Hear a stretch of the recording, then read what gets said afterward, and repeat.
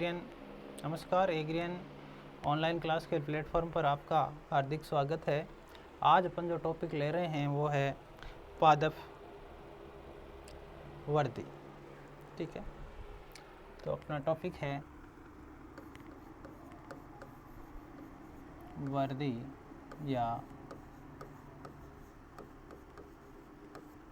Growth. वर्दी किससे कहते हैं? वर्दी है वो किससे कहते हैं? जैसे कोई चीज़ है, जैसे कोई बच्चा है या पौधा है, कुछ समय बाद में अपन देखते हैं कि वो धीरे धीरे क्या हो रहा है, बड़ा हो रहा है, तो हम उसे क्या बोलते हैं? ग्रोथ कहते हैं। लेकिन ग्रोथ की एक्चुअल डेफिनेशन के पैरामीटर क्या क्या है? ग्रोथ की जो डेफिनेशन है उसके पैरामीटर क्या क्या है? तो ग्रोथ के जो पैरामीटर है उस पैरामीटर में देखो, नंबर 1 आकार में बढ़ोतरी,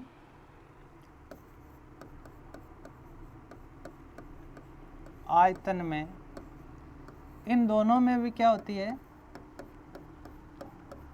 बढ़ोतरी होती है। ठीक है, और ये जो बढ़ोतरी है, आकार और आयतन में होने वाली बढ़ोतरी, इसके साथ साथ में उस जीव के या उस पादप के जो शुष्क भार है, इनके अंदर भी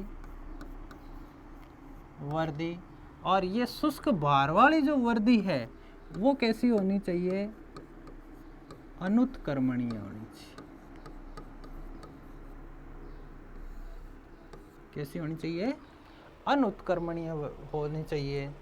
ठीक है, तो कहने का मतलब सजीवों के आकार और आयतन के अंदर होने वाले जो स्थायी और अनुत्क्रमणीय वर्दी, जिससे उसका शुष्क भार बढ़ जाता है, जिससे उसका शुष्क भार बढ़ जाता है, क्या कहलाएगा? वर्दी कहलाएगा। क्या कहलाएगा? ये वर्दी कहलाएगा। मतलब जैसे कहें सजीवों के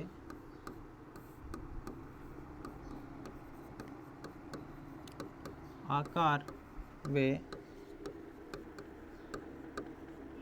आयतन में होने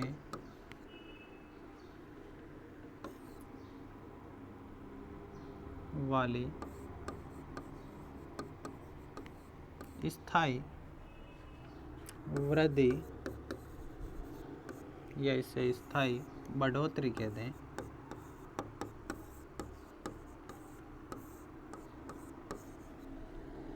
स्थायी, एक नाम और डाल दें, स्थायी व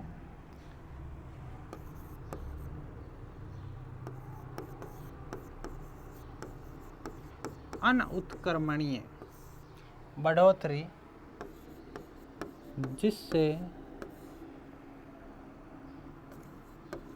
इनका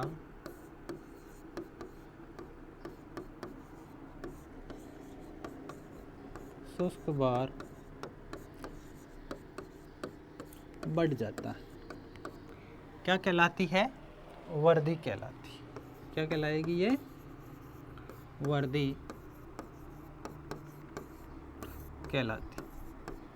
नेक्स्ट चीज, अब देखो वर्दी की इस परिभाषा के अंदर जो सबसे जो महत्वपूर्ण जो बात आई हमारे पास में, कि एक तो अनुत्क्रमणीय है, वर्दी है वो कैसी है? अनुत्क्रमणीय है, और दूसरी चीज इसके अंदर शुष्क भार बढ़ता है। ये दो इस परिभाषा के सबसे महत्वपूर्ण पॉइंट है। देखो आकार और आयतन में तो ऐसा है कि आपने जैसे किसी चने के या ऐसे कोई से भी बीज लिए और उसको पानी के अंदर डाल दिया, तो आप देखोगे कि ये जो जैसे चने के जो बीज हैं, ठीक है ना, और पानी में डाल दिया तो ये फूल करके कैसे हो गए? मोटे हो गए। ठीक है, और लेकिन जैसे ही आपने इन बीज को वापस सुखा दिया तो वापस अपन देखेंगे कि ये क्या है, उसी साइज को वापस प्राप्त कर लेते हैं। तो वापस साइज में प्राप्त कर लेते हैं तो वो कैसी हुई? उत्क्रमणीय हो गई, अनुत्क्रमणीय नहीं रही ना। तो वर्दी की परिभाषा के अंदर पहली चीज अनुत्क्रमणीय शब्द होना चाहिए। दूसरी चीज, बीज भीगने से बड़ा हुआ, उसका शुष्क भार नहीं बढ़ा है। बीज भीगने से बड़ा होता है तो इसका मतलब ऐसा नहीं है कि उसका शुष्क भार बढ़ गया है। क्यों? क्योंकि शुष्क भार तो क्या है, जैसे आप मान लिया कि भाई ये बीज है वो 1 ग्राम का है, ठीक है ना, पानी से भिगो दिया तो 1.5 ग्राम का हो गया, लेकिन जैसे इसको वापस सुखाया तो वापस ये 1 ग्राम का हो गया। तो इसका मतलब शुष्क भार कहाँ बढ़ा है? शुष्क भार बढ़ा ही नहीं। जब शुष्क भार नहीं बढ़ता है तो उसे हम वर्दी नहीं कह सकते हैं। शुष्क भार नहीं बढ़ता है तो उसको हम वर्दी नहीं कह सकते हैं। तो कहने का मतलब इसके अंदर जो महत्वपूर्ण पॉइंट निकलते हैं वो है पहला कि वर्दी में शुष्क भार बढ़ता है, और दूसरा इसका इम्पोर्टेंट पॉइंट बनता है वो क्या है? वर्दी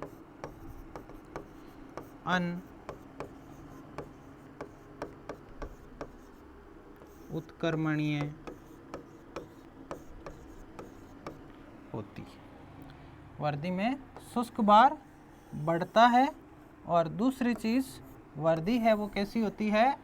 अनुत्कर्मणीय होती है। मतलब जैसे कह दिया कि यहाँ से 1 से 1.5 ग्राम वजन हो गया, तो अब वापस ये 1.5 से वापस 1 ग्राम नहीं होगा। क्यों? क्योंकि वर्दी है वो कैसी है? अनुत्कर्मणीय है। वर्दी है वो कैसी है?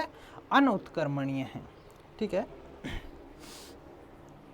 राइट।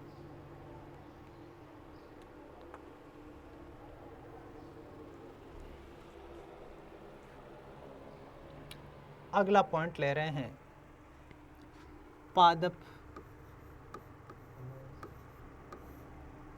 में वर्दी के स्थल, growth site in plant, growth site in plant, growth site in plant. देखो भाई, ग्रोथ साइट की अगर अपन बात करें तो देखो, जो कुछ पादप है निम्न वर्गीय,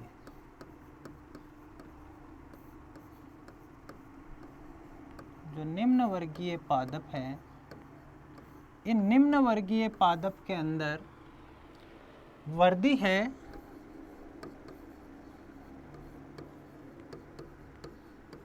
शरीर के की सभी सतह से होती है। जैसे शैवाल हैं तो शैवालों के अंदर ऐसा कोई फिक्स जगह नहीं है कि यहीं से ये वर्दी करेगी, कोशिका विभाजन करेगी। पूरा का पूरा शरीर है ये कोशिका विभाजन करता रहता है। लेकिन जो उच्च वर्गीय पादप है या इससे आगे के पादपों में आए हैं, जैसे ब्रायोफाइटा कह दें, टेरिडोफाइटा कह दें, तो इन पादपों के अंदर वर्दी क्या होती है? एक निश्चित बिंदुओं पर आ जाती है। वर्दी है वो पूरे शरीर से नहीं होती है। जैसे टेरिडोफाइटा का जैसे अगर अपन प्रोथैलस देखें तो इस प्रोथैलस के अंदर ये वर्दी के ऐसे बिंदु आ जाते हैं। ठीक है ना? तो ये केवल इसी जगह पर ही वर्दी होती रहती है। वर्दी है वो केवल इसी जगह पर होती रहती है। तो इसलिए जो उच्च वर्गीय पादप हैं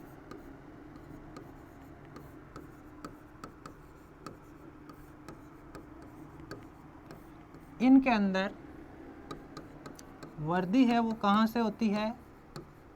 निश्चित स्थलों पर होती है। मतलब उच्च वर्गीय पादपों के अंदर जो ग्रोथ होती है वो कुछ निश्चित जगहों पर ही होती है, हर एक जगह ग्रोथ नहीं होती है। तो ये जो निश्चित स्थल है, ये जो निश्चित स्थल है, वहाँ पर एक विशेष प्रकार के ऊतक पाए जाते हैं। यहाँ पर एक विशेष प्रकार के ऊतक पाए जाते हैं और उन ऊतकों को कहते हैं विभज्योतक ऊतक।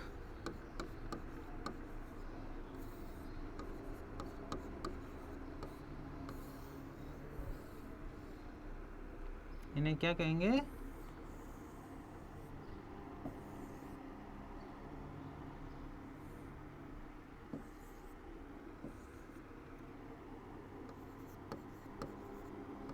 विभज्योतक ऊतक, मेरिस्टेमेटिक टिश्यू। और इन विभज्योतक वाले जो क्षेत्र है, तो इस ऊतक की जो सेल्स हैं, इसकी सेल है उसमें ये समता होती है किसकी? विभाजन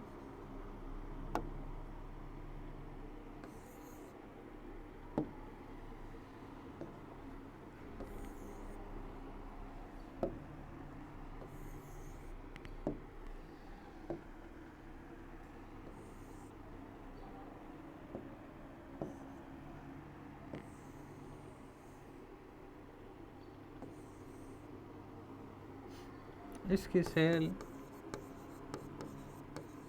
कैसी है? विभाजनशील होती है। इनकी जो कोशिकाएं हैं वो विभाजनशील होती है और ये कोशिका विभाजन करती रहती है। अब अगली चीज आती है इनमें कि ये जो विभज्योतक ऊतक है, ये इसका वर्गीकरण अगर अपन देखें तो स्थिति के आधार पर हम वर्गीकरण को देखते हैं। यहाँ किसके आधार पर? स्थिति के आधार पर वर्गीकरण देख रहे हैं। तो अगला लेते हैं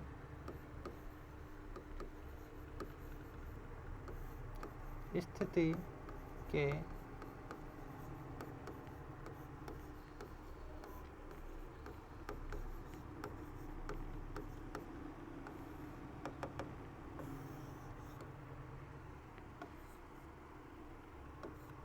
स्थिति के आधार पर वर्गीकरण। देखो, आपने एक डायग्राम पढ़ा होगा,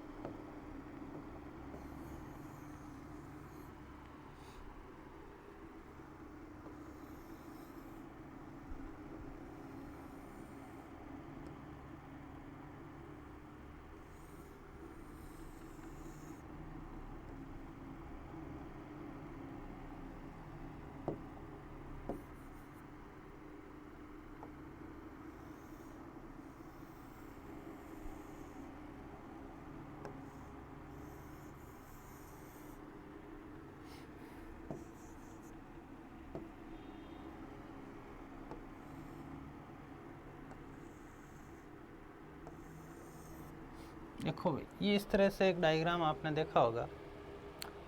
अब इसके अंदर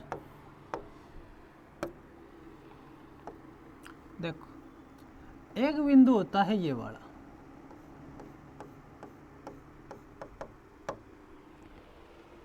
दूसरे जो पॉइंट है वो है ये वाले।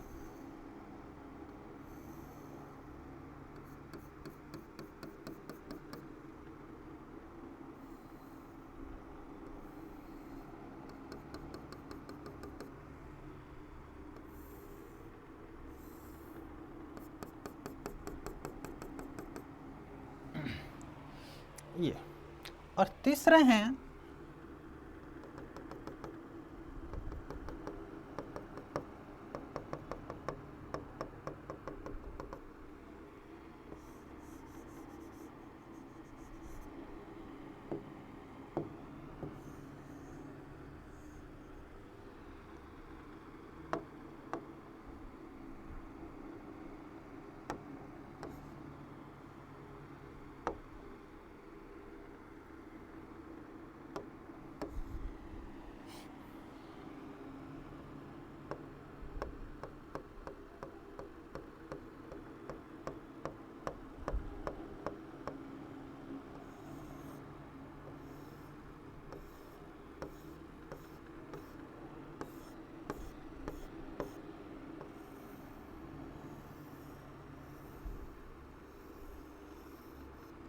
ये तीसरे विभज्योत। ठीक है। अब देखो, इन विभज्योतकों को नाम दिया गया है। ये जो शीर्ष पर स्थित है इसलिए इसे नाम दिया शीर्षस्थ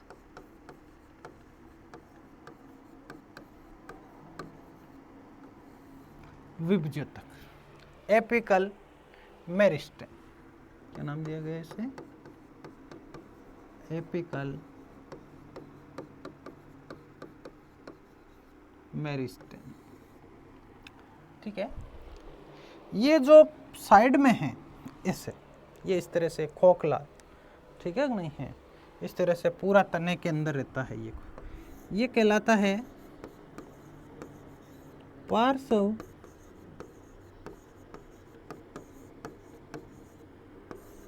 विभज्योतक। अब देखो ये दूसरा एक प्रकार और है, ये क्या है?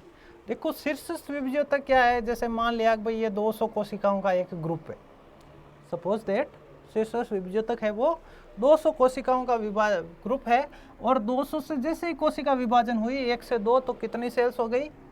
जैसे ये 200 सेल्स पहली बार विभाजन हुआ तो कितनी सेल्स बन गई? ये 400 सेल्स, ठीक है ना।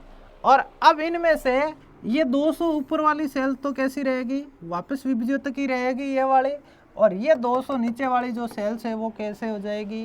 ये दूसरे जो अंग है, ऊतक है, वो बनाने के अंदर काम आ जाएगी, मतलब उनके अंदर विभाजन क्षमता नहीं रहती है। लेकिन शीर्षस्थ विभज्योतक की कोश में से कुछ भाग जगह जगह पर क्या हो जाते हैं? छूट जाते हैं। जगह जगह पर ये भाग क्या हो जाते हैं? छूट जाते हैं। ये वाले भाग है वो जगह जगह पर क्या हो गए? ये छूट गए, ठीक है नहीं है। और इन्हें कहा गया अंतर्विष्ट विभज्योतक।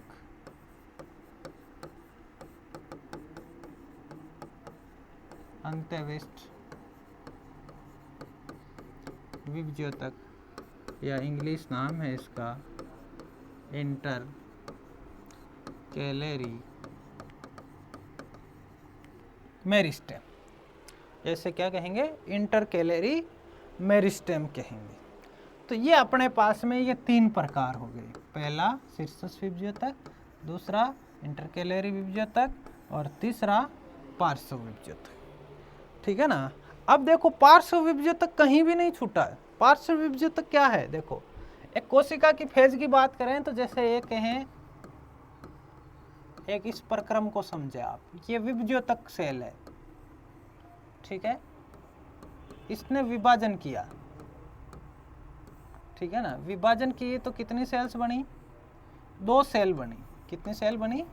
एक सेल की बात करते हैं तो विभाजन करने से कितनी सेल्स बन गई? 2 सेल बन गई। और यहाँ पर ये 2 सेल्स, इस 2 सेल में से एक सेल्स कैसी रहे? विभज्योतकी, और दूसरी सेल बन गई अविभज्योतकी। अविभज्योतकी ये जो कोशिका है वो क्या बनाती है? स्थायी ऊतक। ये क्या बनाती है? स्थायी ऊतक बनाती है। और ये क्या करती है?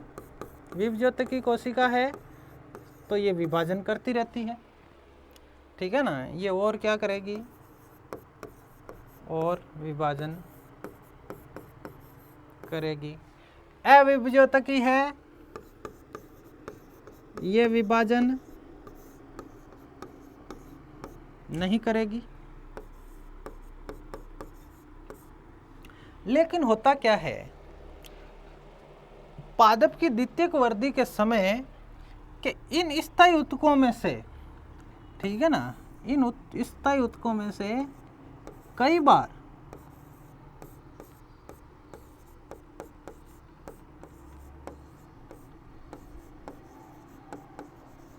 इन स्थायी ऊतकों की सेल वापस क्या बन जाती है? विभज्योतकी बन जाती है। क्या बन जाती है? विभज्योतकी हो जाती है।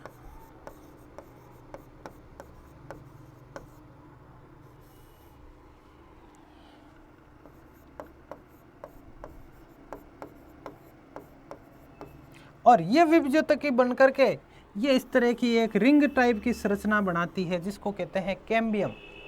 तो ये पार्श्व विभज्योतक लेटरल मेरिस्टेम, इसे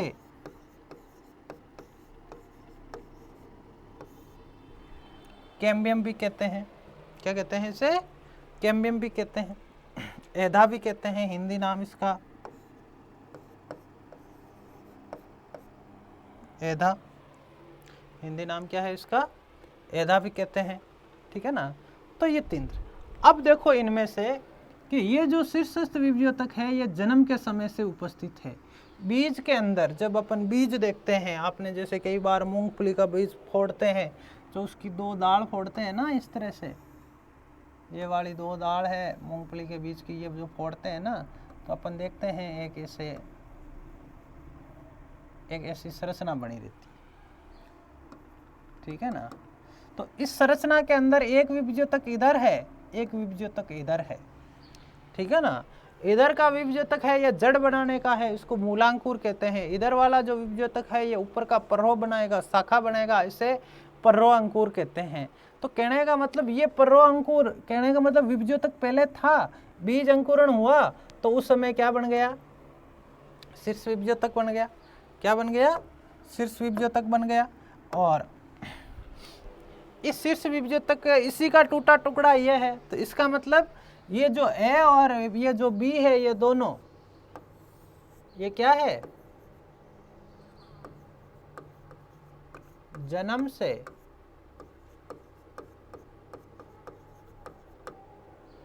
सर स्टॉप कर दियो 1 मिनट।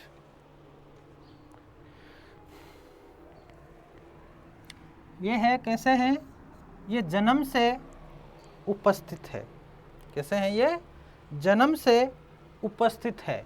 जबकि ये वाला है, ये क्या है, जन्म से उपस्थित नहीं है। पार्श्व विभज्योतक है, ये जन्म से उपस्थित नहीं है। तो इसलिए जो देखो शीर्ष विभज्योतक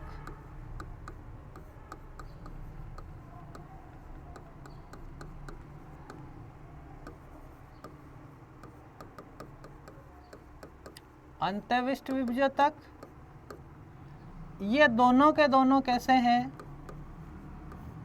प्राथमिक विभज्योतक।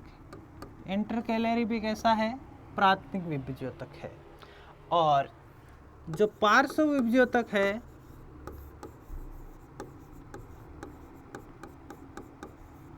ये जन्म से उपस्थित नहीं है, इसलिए इसे क्या कहा, ये द्वितीयक विभज्योतक है। तो प्राथमिक विभज्योतक किसे कहेंगे, जो पादप के जन्म से ही उपस्थित हो, ठीक है ना। और द्वितीयक विभज्योतक क्या कहें, किसे कहेंगे, जो पादप के जन्म से उपस्थित नहीं है, बाद में बना है, ठीक है ना। ये विभज्योतक क्या है, बाद में बनता है, ठीक है ना। इसलिए इसे क्या कहा गया, द्वितीयक विभज्योतक। तो प्राथमिक विभज्योतक और द्वितीयक विभज्योतक का ये कॉन्सेप्ट आ गया समझ में, शीर्ष विभज्योतक आ गया हमें समझ में, ठीक है ना। अब पार्श्व विभज्योतक और ये वाले विभज्योतक क्या करते हैं, देखो ये जो दोनों विभज्योतक है, शीर्ष विभज्योतक और अंतर्विष्ट, दोनों विभज्योतक ये क्या करते हैं,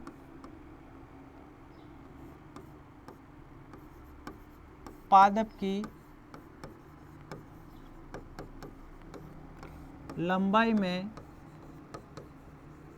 वृद्धि करते हैं,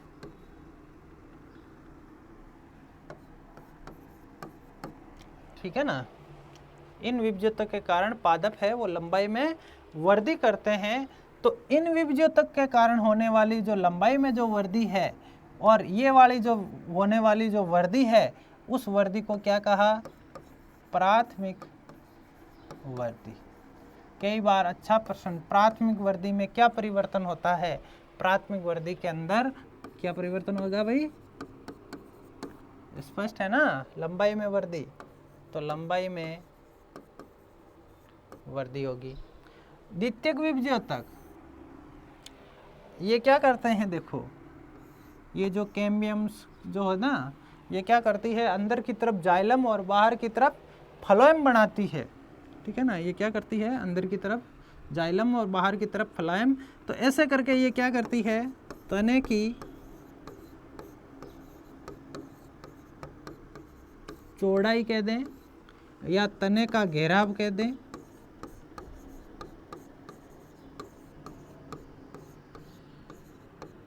इसको बढ़ाते हैं। तो देखो कई बार प्रश्न पूछते हैं द्वितीयक वर्दी में क्या होता है, द्वितीयक वर्दी के अंदर तने की चौड़ाई बढ़ती है, तने का घेरा बढ़ता है। प्राथमिक वर्दी में क्या होता है, प्राथमिक वर्दी के अंदर तने की लंबाई बढ़ती है, प्राथमिक वर्दी में तने की लंबाई बढ़ती है, ठीक है। तो ये हो गई अपने पास में ये जो विभज्योतक है इनकी बात, ठीक है ना। अब अंतर्विष्ट विभज्योतक है, इनमें देखो आप, ये जो विभज्योतक है ना, ये घासों के अंदर ये खूब पाए जाते हैं।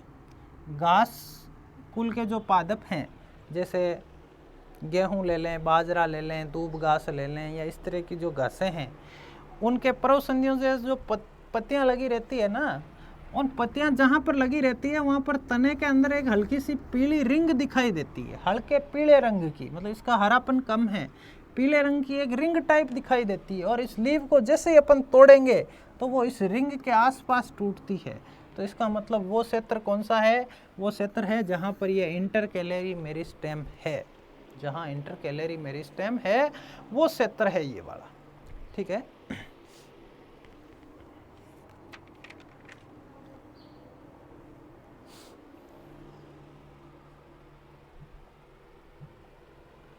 हाँ भाई, अगली है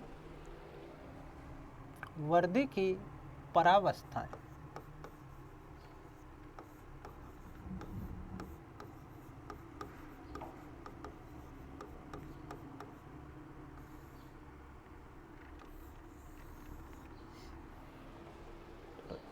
स्टॉप कर दीजिए, सुनो, क्यों स्टॉप कर दीजिए ना। हाँ भाई, अगली है वर्दी की परावस्थाएं। मतलब एक जो कोशिका है, जब कोशिका विभाजन करती है तो जो नई कोशिका बनती है वो वहाँ से लेकर के किस तरह से मेच्योर होती है, तो उस समय कौन कौन सी अवस्थाओं को वो पार करती है, उस समय कौन कौन सी अवस्था को पार करती है। जैसे मान लिया, देखो ये एक कोशिका है विभज्योतक की, इस कोशिका ने विभाजन किया और 2 सेल्स बन गई, 2 में से एक विभज्योतकी रह गई और एक सेल कैसी है, स्थायी है। तो अब ये कोशिका ने देखो पहली चीज़, पहली प्रावस्था को यहाँ से प्राप्त किया उन्होंने, कौन सी, यहाँ इस कोशिका का विभाजन हुआ और ये नई कोशिका बनी। नई कोशिका बनने के बाद में अब ये कोशिका क्या करती है, अपने आकार में वृद्धि करती है। अब ये अपने आकार में क्या करेगी, वृद्धि करेगी। तो दूसरी चीज़ ये आकार में ये क्या करेगी, आकार वृद्धि करेगी। और आकार वृद्धि करने के बाद में अब इस कोशिका को कौन सा कार्य करना है, ठीक है ना। जैसे छोटा बच्चा थोड़ा बड़ा हो जाता है, ठीक है ना, तो उसके बाद में फिर धीरे धीरे क्या करते हैं, उसका घर का काम काज उनसे करवाना है शुरू कर देते हैं। तो इसी तरह जीवों के अंदर भी है, कोशिका को क्या करना पड़ता है, कार्य करना पड़ता है। तो आकार वृद्धि करने के बाद में अब ये कोशिका क्या है, अपना कौन कैसा कार्य करना है, उस कार्य के हिसाब से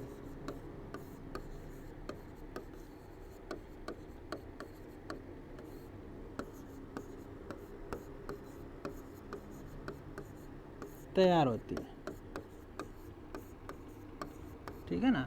तो अब देखो इनके अंदर इन कोशिकाओं की ये 3 वृद्धि की प्रावस्थाएं छिपी हुई है। नंबर 1 पहली, जहाँ सेल डिवीजन हो रहा है। नंबर 2 जहाँ पर कोशिका का आकार बढ़ रहा है। और नंबर 3 जहाँ पर कोशिका अपने कार्य के हिसाब से तैयार हो रही है। तो जो वृद्धि की जो प्रावस्थाएं हैं, उन प्रावस्थाओं के अंदर पहली है विभाजन,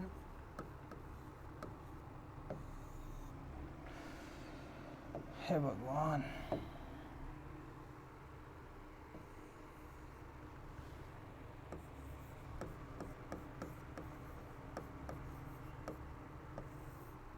कोशिका विभाजन परावस्था।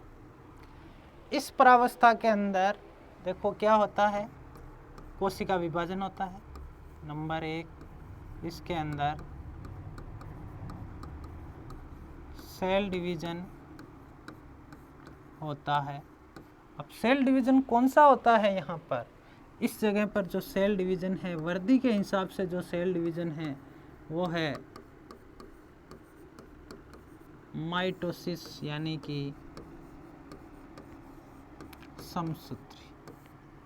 कौन सा विभाजन होता है यहाँ पर, माइटोसिस या समसूत्री विभाजन होता है। इस समसूत्री विभाजन से नंबर ऑफ सेल्स, इस चरण से क्या है, नंबर ऑफ सेल्स है वो क्या होती है, इंक्रीज होती है। कोशिकाओं की संख्या बढ़ती है, कोशिकाओं की संख्या है वो यहाँ बढ़ती है। किस फेज के अंदर, कोशिका विभाजन प्रावस्था के अंदर। अब इसके बाद में फिर कोशिका की संख्या नहीं बढ़ेगी, अब कोशिका में कुछ चेंजेज आएंगे, ठीक है। अब कोशिका के अंदर क्या आएंगे, कुछ चेंजेज आएंगे। अब दूसरी चीज़ है बी प्रावस्था, क्या नाम है, आकार वृद्धि हो रही है ना, तो इसको नाम दिया कोशिका दीर्घीकरण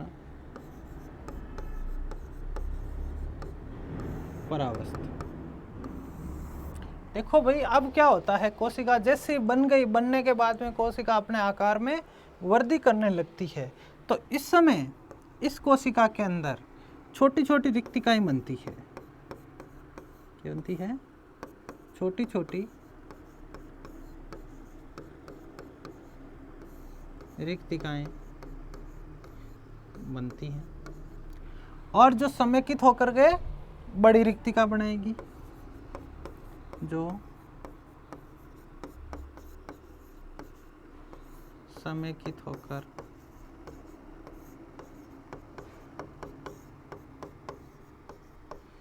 बड़ी रिक्तिकाएं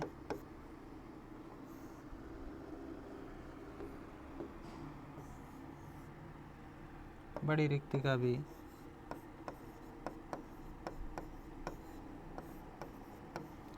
बनाती है, ठीक है ना। ये इस प्रकार से जो सेल है वो क्या हो रही है, इलोंगेट हो रही है। सेल है वो क्या हो रही है, इलोंगेट हो रही है। और पादपों के अंदर ये जो इलोंगेशन जो फेज है, इसके अंदर जो सबसे महत्वपूर्ण जो हार्मोन है वो है ऑक्जिन। कौन सा हार्मोन, ऑक्जिन।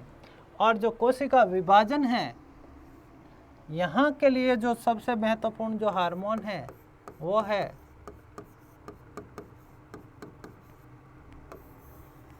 साइटोकाइनिन। मतलब जिन जगहों पर पादप के जिन जगहों के अंदर कोशिका विभाजन ज़्यादा होता है, वहाँ पर साइटोकाइनिन की सांद्रता भी ज़्यादा पाई जाती है। क्यों, क्योंकि उन जगहों पर कोशिका विभाजन को प्रेरित करने का काम ये साइटोकाइनिन हार्मोन करता है। और जिस जगह पर कोशिका का दीर्घीकरण हो रहा होता है, वहाँ पर ऑक्सिन है वो बहुत ही काम करता है, ठीक है कि नहीं है। और वहाँ कोशिकाओं की ये जो इस तरह की जो वृद्धि है उसको बढ़ाता है, ठीक है ना।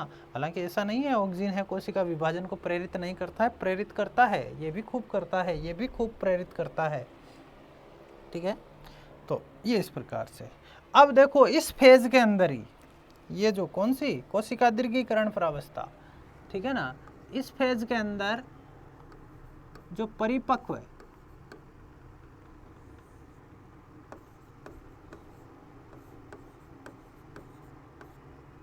छोटा होता परिपक्व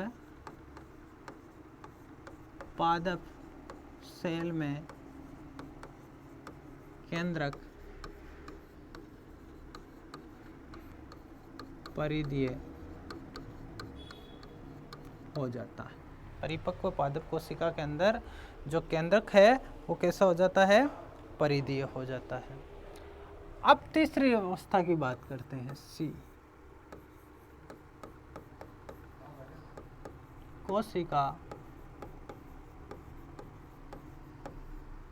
परिपक्वन परावस्था, कोशिका परिपक्वन परावस्था। देखो भाई, जैसे ही कोशिका विभाजित हुई, विभाजन होने के बाद में वर्धी परावस्था के अंदर बड़ी हो गई तो उसके बाद में उन कोशिकाओं के लिए क्या निर्धारण किया जाता है कि अमुक कोशिका को ये कार्य करना है, इस कोशिका को ये कार्य करना है। मतलब इनके कार्य का बंटवारा, डिवीजन ऑफ लेबर, श्रम का विभाजन इसमें होता है। ठीक है नहीं, परिपक्वन के अंदर। यहाँ सेल के मध्य क्या होता है, यहाँ सेल के मध्य, सेल्स के मध्य कार्य बंटवारा स्टार्ट होता है। यहाँ सेल्स के मध्य कार्य बंटवारा है वो स्टार्ट होता है, और कोशिका की आकृति का निर्धारण उसके कार्य के आधार पर। बहुत अच्छा पॉइंट, इंपॉर्टेंट पॉइंट, कई बार प्रश्न पूछे गए। सेल को जैसा कार्य करना होता है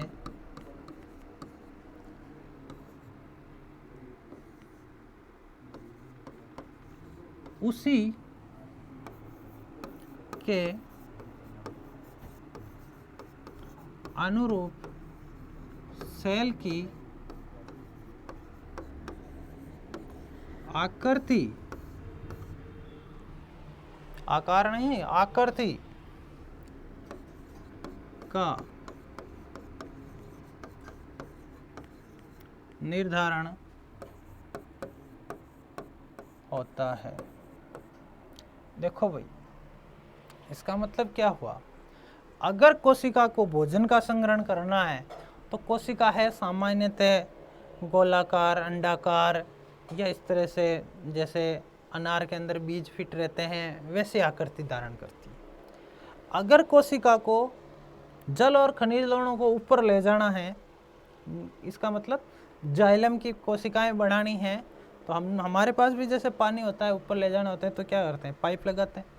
तो इसी तरह से कोशिका को भी जल और खनिज लवणों को ऊपर ले जाना है तो वाहिका और वाहिनिकाएं जैसी संरचना बनेगी, और वो वाहिका और वाहिनिका जैसी संरचना है वो कैसी बनती है, ये इस तरह से नली के समान बनती है। कैसी बनती है, ऐसे पाइप के समान बनती है। तो कहने का मतलब भोजन संग्रहण करना है तो इस तरह की आकृति का धारण कर ली, या इस तरह की आकृति धारण कर ली, ठीक है ना, और या इस तरह से आकृति धारण कर ली।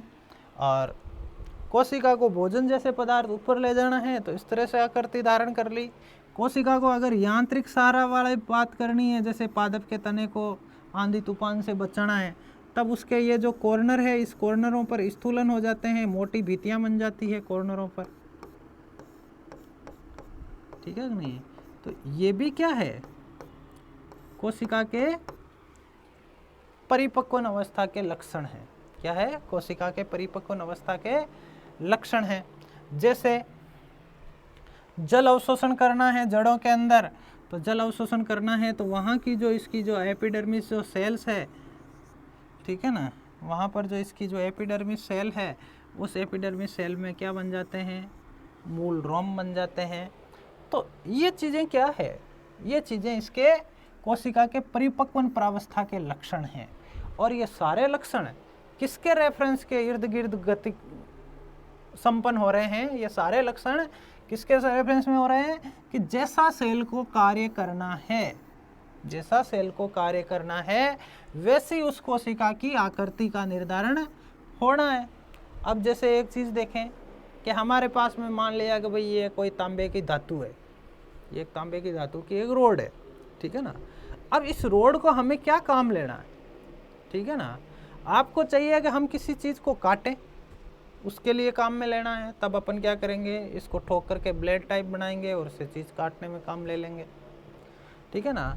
आपको चाहिए कि हमें इस चीज़ से यहाँ से लाइट है उधर ले जानी है, तब हम क्या करेंगे, इसको खींचेंगे, ठीक है ना, खींच करके इसका पतला तार बनाएंगे और फिर एक सिरे से दूसरे सिरे पर क्या करेंगे, इसको विद्युत को ले जाने के लिए काम में लेंगे। तो कहने का मतलब इस धातु की जो आकृति में, इस रोड की आकृति के अंदर जो चेंजेस आ रहे हैं, वो चेंजेस किसके कारण है? वो चेंजेस है हमें क्या कार्य कराना है, हमें इससे कौन सा कार्य करवाना है, उसके आधार पर ये जो चेंजेस आ रहे हैं और उसी से इसका निर्धारण हो रहा है। तो कहने का मतलब सेल को जैसा कार्य करना है वैसी ही उसकी आकृति का निर्धारण किया जाता है, ठीक है ना। कई बार ऐसा अच्छा क्वेश्चन पूछा जाता है, कोशिका की आकृति का निर्धारण होता है। अच्छा क्वेश्चन, सेल की आकृति का अभिनिर्धारण कह दें या निर्धारण कह दें, ठीक है ना,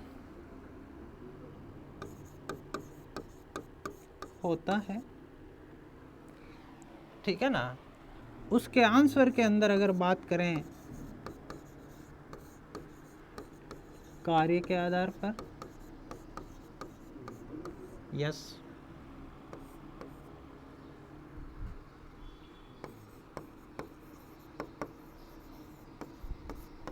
संबंधित अंग के आधार पर नहीं। हालांकि इनडायरेक्ट घुमा लेते हैं, संबंधित अंग है तो फेफड़े है, तो फेफड़े की कोशिका गैसों का आदान प्रदान करने वाली है, लेकिन मेन चीज़ ये कार्य उसका कार्य पर निर्धारण है, ठीक है कि नहीं है। आयु के आधार पर नहीं, ये आधार नहीं है, आधार क्या है, कार्य है, आधार क्या है, कार्य है, ठीक है। अब एक चीज यहाँ और मैं बता देता हूँ, मूल रोम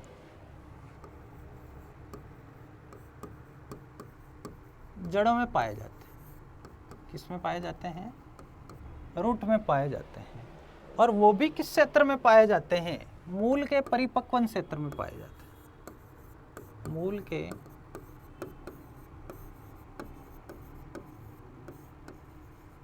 जो परिपक्वन क्षेत्र है उसमें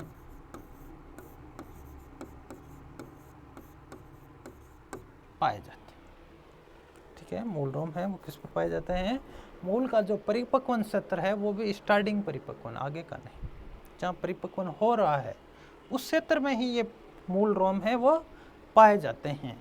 और यहाँ एक उदाहरण की और बात कर देता हूँ, एक जड़ है, पादप है, जिसका नाम है स्पाइनस। स्पाइनस की जड़ के अंदर मूल रोम नहीं होते हैं, स्पाइनस की जड़ में मूल रोम नहीं होते हैं। क्यों? क्योंकि इसकी जड़ों के चारों ओर क्या पाए जाते हैं, कवक तंतु पाए जाते हैं।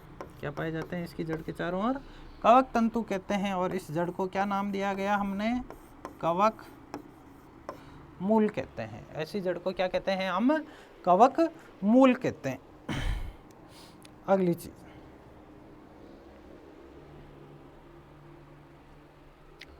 एक क्वेश्चन ऐसा भी है कि कौन सी प्रावस्था के अंदर आकार और आकृति में सबसे ज़्यादा चेंज होता है, तो ये है इसके अंदर आकार व आकृति में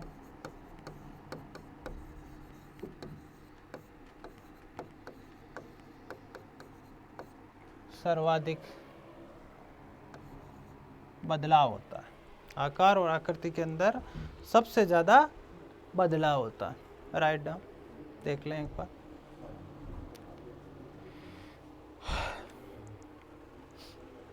अगला है वर्दी की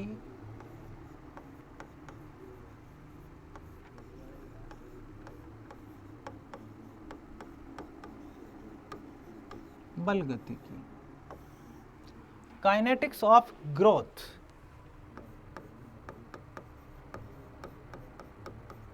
काइनेटिक्स ऑफ ग्रोथ, ठीक है। काइनेटिक्स ऑफ ग्रोथ यानी कि वर्दी की बल गति की। बल गतिकी के अंदर ऐसा है कि वर्दी है, ये जो वर्दी है किस किस समय होती है, कितनी दर से होती है, ठीक है ना। ये दरें कितने प्रकार की हैं, इनके ग्राफीय रेखा चित्र क्या है, ठीक है ना। और इनके बारे में अपन यहाँ डिस्कस करेंगे, ठीक है ना। किन किन चीज़ों की डिस्कस करेंगे, एक तो इसकी वर्दी की दर क्या है, नंबर एक, इस वर्दी की दर क्या है, इस दर का ग्राफीय रेखा चित्र क्या है, ठीक है ना। और इस दर का मापन कैसे किया जाता है, इस दर का मापन कैसे किया जाता है, ये इन चीज़ों के बारे में डिस्कस करेंगे। किसमें, वर्दी की बल गति की या काइनेटिक्स ऑफ ग्रोथ के अंदर, किसमें, काइनेटिक्स ऑफ ग्रोथ के अंदर हम इन चीज़ों को डिस्कस करने वाले हैं, ठीक है। देखो भाई, पहली चीज़ वर्दी की बल गति की के अंदर पहली चीज़ आती है वर्दी दर। पहली चीज़ क्या आती है, वर्दी की दर क्या है, ग्रोथ रेट।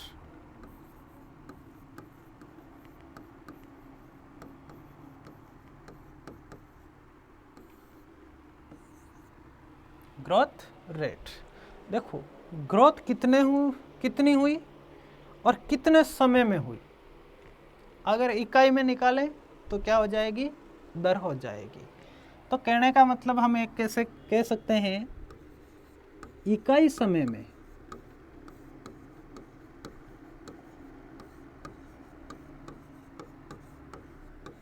होने वाली वर्दी क्या कहलाएगी, वर्दी दर कहलाएगी। क्या कहलाएगी, इकाई समय में होने वाली जो वर्दी है वो वर्दी दर कहलाएगी, ठीक है ना। या ऐसे कह दें, एक निश्चित समय अंतराल में, एक निश्चित एकांक समय में, या ऐसे कह दें एक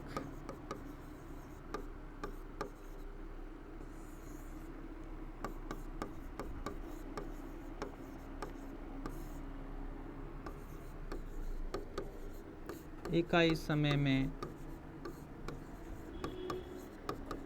आकार व आयतन में होने वाले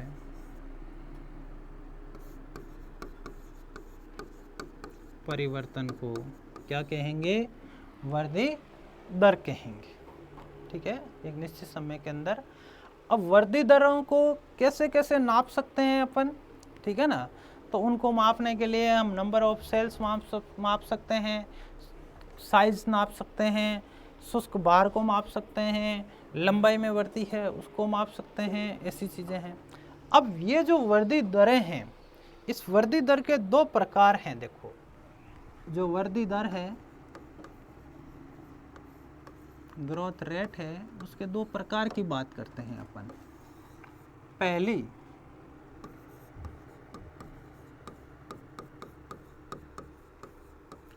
अंकगणितीय वर्दी, और दूसरी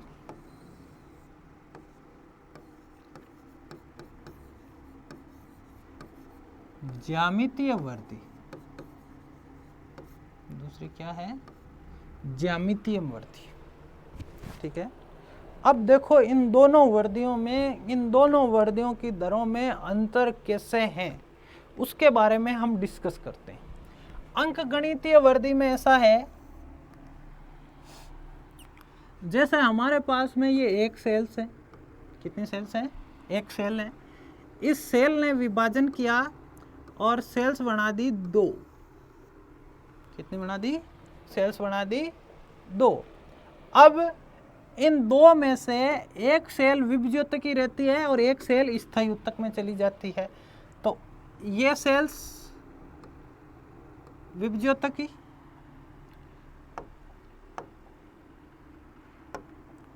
जैसे कह दिया कि ये सेल्स विभज्योतकी थी, अब दो एक से विभाजन हुआ तो ये दो सेल्स बनी, तो ये एक सेल्स विभज्योतकी हो गई।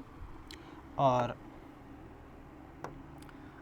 अब इसके आगे वापस तीसरे चरण के अंदर, अगले चरण के अंदर इस एक कोशिका से कितनी सेल्स बन गई? ये दो सेल्स, और ये एक सेल्स ये पहले से बनी हुई, तो कितनी सेल्स हो गई? 3। और इन 3 में से ये सेल्स कैसी रह गई? विभज्योतकी रह गई। ठीक है। अब उसके बाद में आगे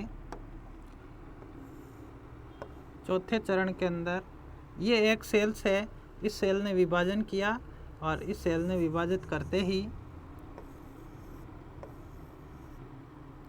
दो सेल्स बन गई। इन दो सेल्स में से एक सेल्स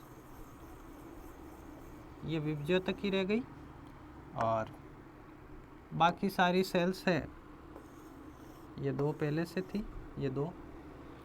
ठीक है कि नहीं है? तो कहने का मतलब इसके अंदर जो विभज्योतकी जो सेल्स है वो एक ही रहती है। तो इसका इस प्रकार जैसे देखो गिनती चलते हैं ना, 1 2 3 4 ऐसे वृद्धि हो रही है।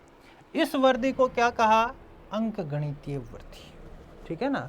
खाद्यान्न के उत्पादन के अंदर ये इस तरह की वृद्धियां होती है। ठीक है ना। अब दूसरी चीज करें ज्यामितीय। दूसरी वृद्धि क्या कहें? ज्यामितीय। ज्यामितीय वृद्धि के अंदर जैसे देखो पहले चरण के अंदर एक सेल्स है और वो एक सेल्स विभाजित होकर के कितनी सेल्स बनाई इसने? 2 सेल्स। और दोनों के दोनों, यहां देखो यहां क्या है? एक सेल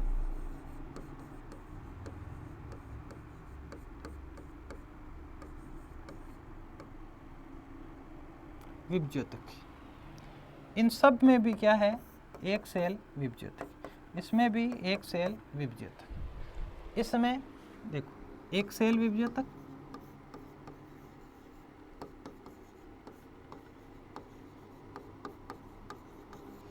यहां 2 सेल है तो दोनों सेल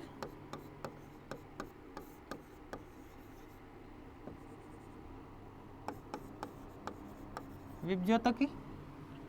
फिर दोनों सेल विभज्योतक है तो विभाजन दोनों में होगा और सेल्स कितनी बन जाएगी? 4। और ये चारों सेल्स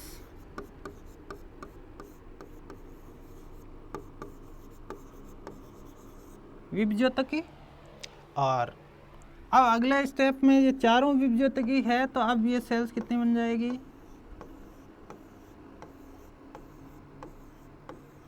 8 सेल्स। और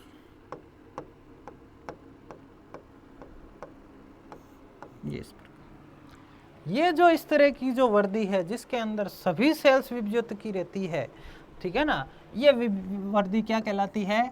ज्यामितीय वृद्धि। ठीक है ना। तो ज्यामितीय वृद्धि में क्या है? बनने वाली सभी कोशिकाएं वृद्धि में भाग लेती है और यहाँ बनने वाली सभी कोशिकाएं वृद्धि में भाग नहीं लेती है, यानी कि एक निश्चित संख्या में कोशिकाएं हैं वही वृद्धि के अंदर भाग लेती है, वही वृद्धि के अंदर भाग है वो लेती है। ठीक है। तो ज्यामितीय अंकगणितीय में क्या है? इसमें एक निश्चित संख्या में सेल ही वृद्धि में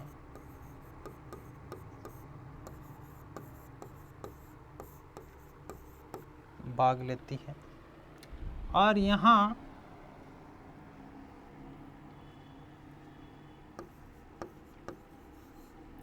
सभी सेल्स बनने वाली सभी सेल्स सेल डिवीजन या वृद्धि में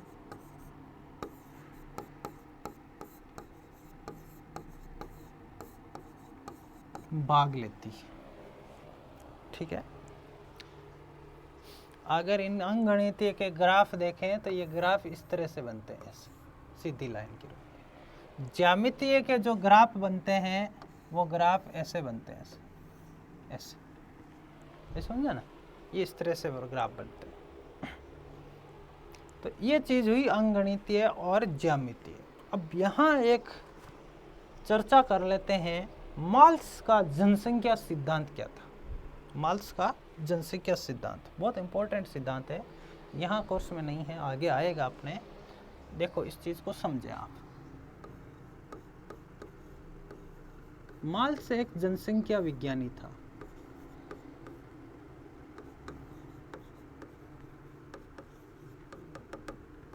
माल्स ने क्या कहा कि माल्स ने कहा कि विश्व में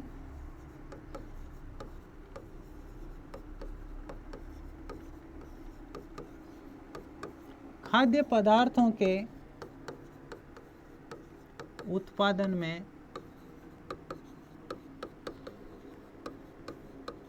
अंकगणितीय वृद्धि हो रही है। भाई देखो, कृषि में सुधार आए, नई नई कृषि क्रांतियां आई, नई नई तकनीकें आई, तो उस तकनीक के कारण विश्व के अंदर जो खाद्य पदार्थ है उसके उत्पादन के अंदर जो वृद्धि हो रही है वो कैसी हो रही है, अंकगणितीय हो रही है। कैसी हो रही है, अंकगणितीय हो रही है। जबकि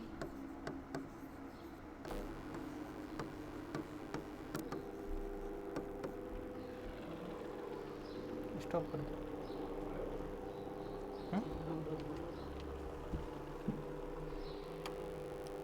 जबकि जनसंख्या वृद्धि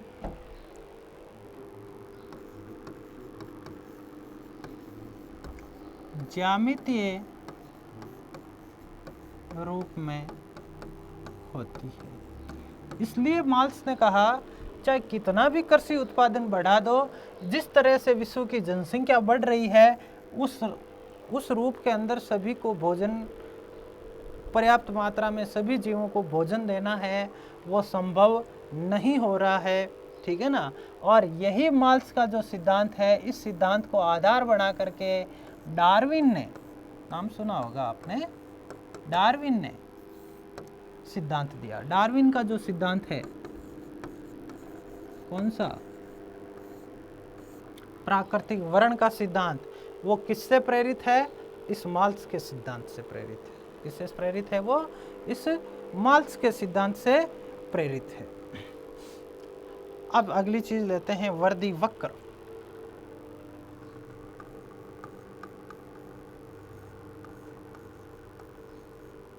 वृद्धि वक्र का मतलब है कि जो ग्रोथ हो रही है समय के साथ में, किसी भी पैरामीटर के हिसाब से समय के साथ में, चाहे बाहर लें, नंबर ऑफ जीवों की संख्या लें या इस तरह की, ठीक है ना, तो उसके ग्राफ है वो कैसे आते हैं। ठीक है, तो जीवों की संख्या के जो ग्राफ है, तो हमने तो पहले ही देखा है कि भाई जीवों की जो जनसंख्या की जो वृद्धि होती है वो अंकगणितीय रूप में ना होकर के किस रूप में होती है, ज्यामितीय रूप में होती है। तो ज्यामितीय रूप में होती है तो ग्राफ है वो इस तरह का आएगा, जे आकार का, इस तरह से लिया जाएगा। ठीक है ना। अब देखो वृद्धि वक्र के अंदर पहला है, देखो एक वक्र है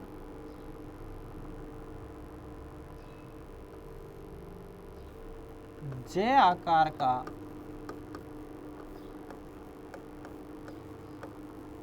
वक्र, पहला, और दूसरा है एस आकार का वक्र। ठीक है, जे आकार का वक्र और एस आकार का वक्र। देखो भाई, यहाँ प्रत्येक पीढ़ी के अंदर, पहली पीढ़ी में 1, दूसरी पीढ़ी में 2, तीसरी पीढ़ी में 4, चौथी पीढ़ी में कितनी संख्या है, 8। मतलब ऐसे गुणोत्तर श्रेणी के रूप में बढ़ रही है। ठीक है, अब जे आकार का वक्र बनाऊं मैं पहले, क्योंकि जे आकार से फिर हम एस आकार आसानी से समझेंगे। और देखो इधर ले लें जीवों की संख्या और इधर ले लें समय। ठीक है। पहला समय हमारे पास में 1 था,